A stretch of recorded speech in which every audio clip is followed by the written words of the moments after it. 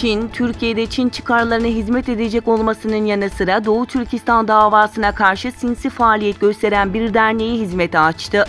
Uygur Sanayici ve İş Adamları Derneği adında olan derneğin Taksim'de ofis açtığı belirtiliyor.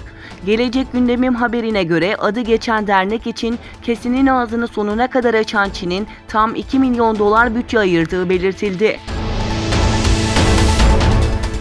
Lünen Ülke Ocağı'nın tertip ettiği Doğu Türkistan'daki Çin zulmüne sessiz kalma konferansında Doğu Türkistan meselesi anlatıldı. Diğer yandan Atatürk Merkez Ofisi'nde Çin'in Doğu Türkistan'daki insanlık dışı toplama kamplarında gerekçesiz tutuklu din görevlileri ve imamlar için konferans düzenlendi. Katılımcılar, aile bireyleri ve akrabalar, yıllardır Çin'in toplama kamplarında tutuklu olan din görevlileri ve imamlar hakkında BM ve uluslararası insan hakları örgütlerine gerekli delil ve bilgileri verdi. Ayrıca İnsan Medeniyet Hareketi Üsküdar Şubesi'nin tertip ettiği Doğu Türkistan Konferansı'nda konuşan Hidayallah Oğuzhan, güncel vaziyeti ve Doğu Türkistan mücadelesini anlattı. Çin'in Doğu Türkistan bölgesindeki insan hakları ihlalleri İsveç'in başkenti Stockholm'da Çin Büyükelçiliği önünde protesto edildi.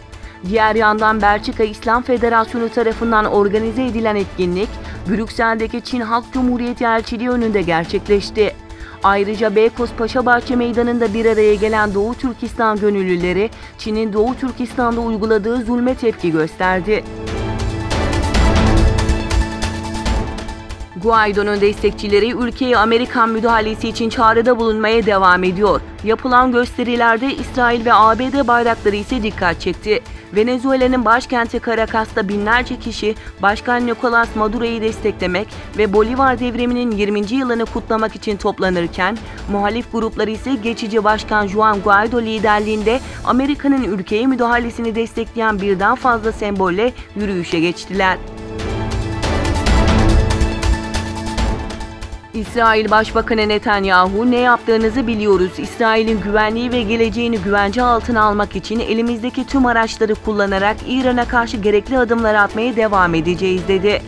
İsrail Başbakanı Benjamin Netanyahu, dün İran'ın yeni uzun menzilli füzesini test etmesine ilişkin Tahran'ın nerede ne yaptığını bildiklerini, İran'a karşı gerekli adımları atmaya devam edeceklerini söyledi.